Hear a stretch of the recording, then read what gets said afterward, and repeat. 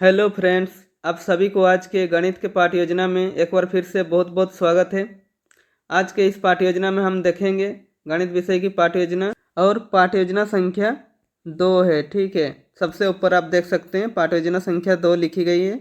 आपको पाठ योजना संख्या लिखनी होती है, जितनी भी संख्या आपके पाठ योजना की होगी। ठीक है, उसके बाद यहाँ पे आपको विद्यालय का नाम लिखना होता है। अब जिस विद्यालय में आप पाठ्य योजना पढ़ाने के लिए जाएंगे उस विद्यालय का नाम लिखना है। ठीक है, उसके बाद यहाँ पे छात्राध्यापक अथवा छात्राध्यापिका का नाम लिखेंगे।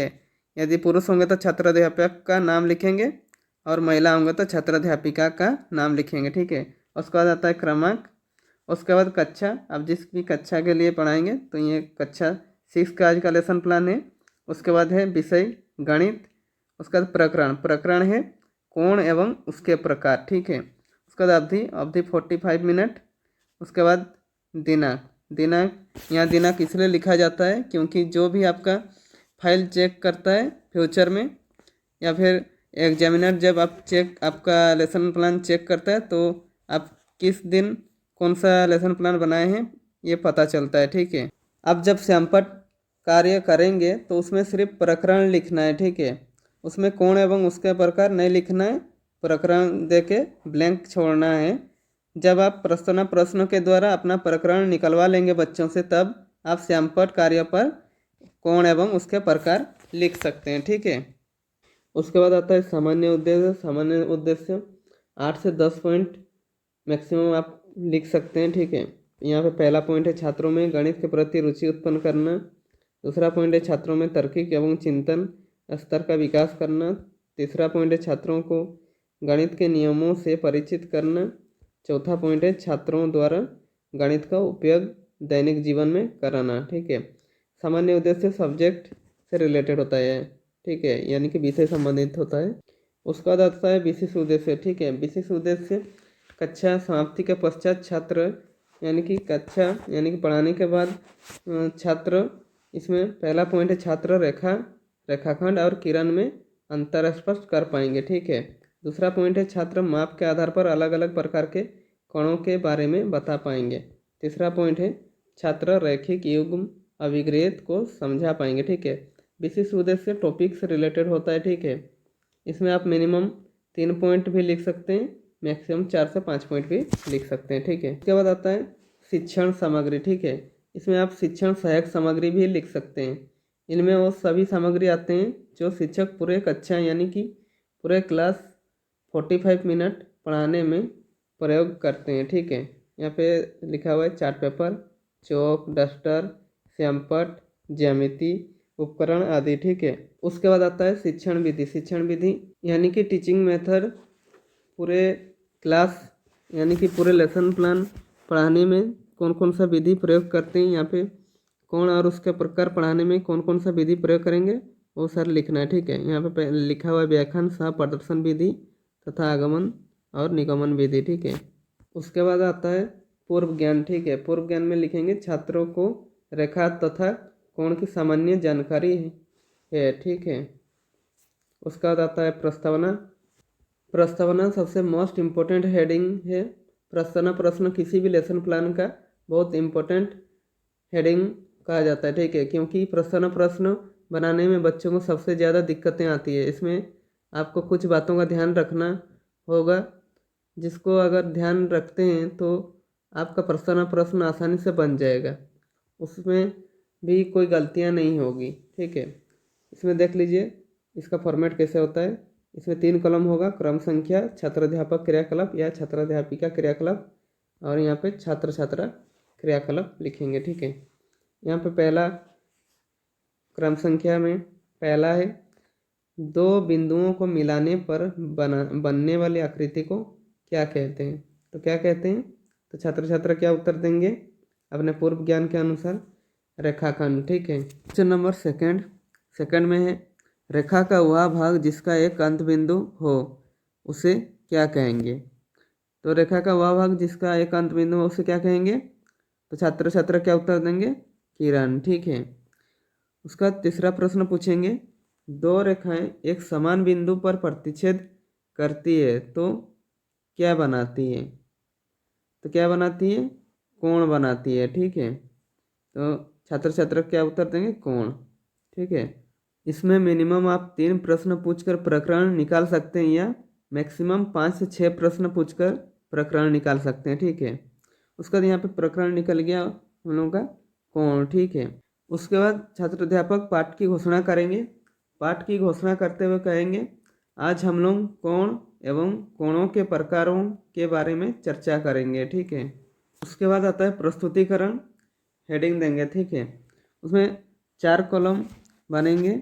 उसका फॉर्मेट है 4 कॉलम बनेंगे। पहला है शिक्षण बिंदु, उसके बाद है छात्र अध्यापक क्रियाकलाप या छात्र अध्यापिका क्रियाकलाप। ठीक है, यदि पुरुष होंगे तो छात्र अध्यापक क्रियाकलाप लिखेंगे, यदि महिला होंगे तो छात्र अध्यापिका क्रियाकलाप लिखेंगे। ठीक है, उसके बाद तीसरा कॉलम में आप लिखेंगे छात्र छात्रा क्रियाकलाप। ठीक है, उसका चौथा कॉलम में श्याम कार्य। ठीक है, उसका देखते हैं हम लोग का कोण एवं उसके प्रकार पढ़ना है। पहले यहाँ पे कोण लिखेंगे। ठीक है, कोण लिखेंगे शिक्षण बिंदु में।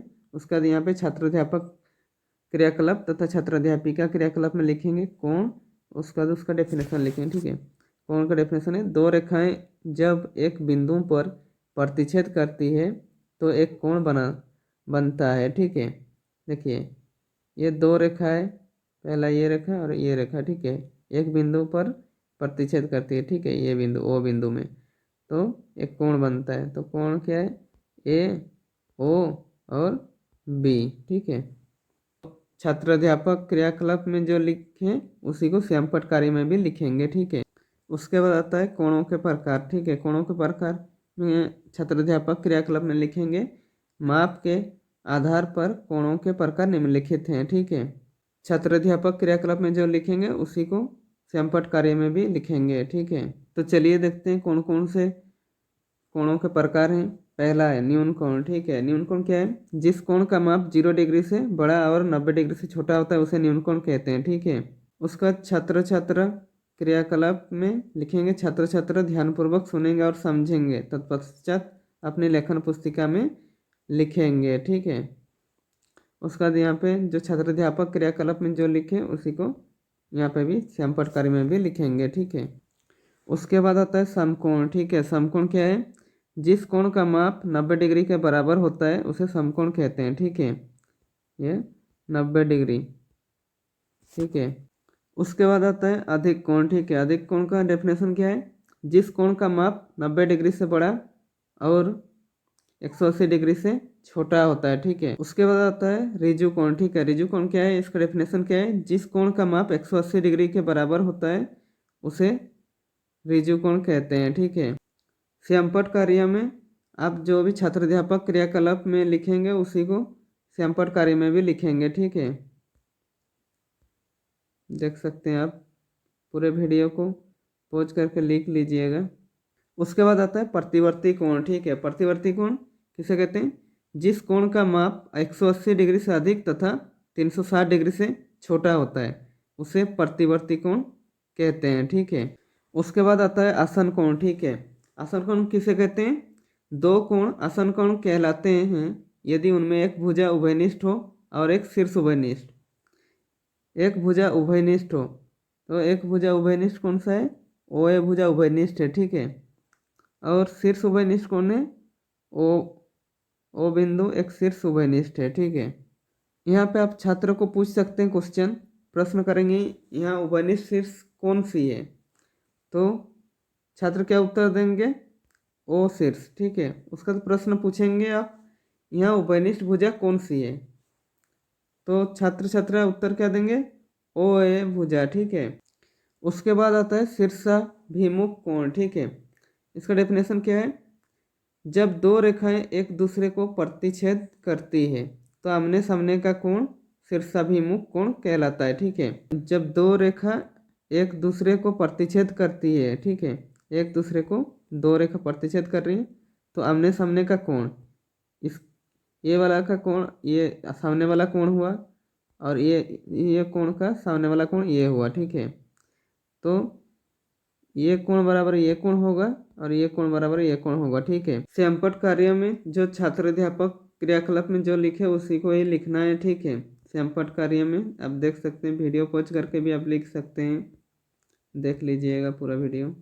उसके बाद आता है पुनरावृत्ति। ठीक है, पुनरावृत्ति में आप लिख लीजिएगा आज हम कोण एवं कोणों के प्रकार क्या चर्चा किए। ठीक है, उसके बाद आता है मूल्यांकन। ठीक है, मूल्यांकन में आप कुछ प्रश्न करेंगे छात्रों से ताकि आपको पता चलना चाहिए कि उन्हें समझ आया कि नहीं, आप जो पढ़ा है उन्हें समझ में आ रहा है कि नहीं, इसलिए कुछ मूल्यांकन प्रश्न आप बच्चों से छात्रों से करेंगे। ठीक है, तो पहला प्रश्न यहाँ पूछा गया है, यदि एक किरण एक रेखा पर खड़ी होती है तो इस प्रकार बने आसन कोणों का योग कितना होता है। उसका दूसरा प्रश्न, 90 डिग्री से कम वाले कोण क्या कहलाते हैं। उसका तीसरा प्रश्न, जिसका कोई अंत बिंदु नहीं है उसे क्या कहते हैं। उसके बाद आप बच्चों को कुछ गृह कार्य देंगे। ठीक है, गृह कार्य में आप देंगे कोणों के प्रकार लिखें। ठीक है, यहाँ पहला है 30 डिग्री, तो ये कौन सा कोण है, ये बच्चों से पूछेंगे। ठीक है, दूसरा में है 90 डिग्री। उसका तीसरा प्रश्न में 130 डिग्री।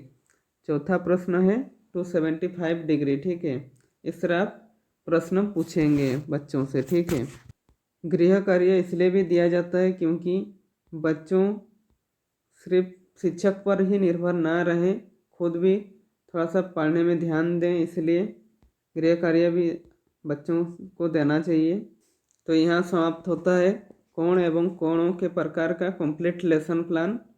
फ्रेंड्स, यदि वीडियो अच्छी लगे तो लाइक कर दीजिएगा। यदि आपको भी ऐसे ही लेसन प्लान की ज़रूरत है तो चैनल को सब्सक्राइब जरूर करें। मुझे उम्मीद है कि ये वीडियो आपके लिए बहुत ही हेल्पफुल रहेगी। और यदि आप चैनल में नए हैं तो चैनल को सब्सक्राइब कर दीजिए और बेल आइकन को दबा दीजिए ताकि मेरे सारे वीडियो आप तक पहुंचती रहेगी। और चैनल के प्लेलिस्ट में जाकर भी आप सारे लेसन प्लान का वीडियो देख सकते हैं।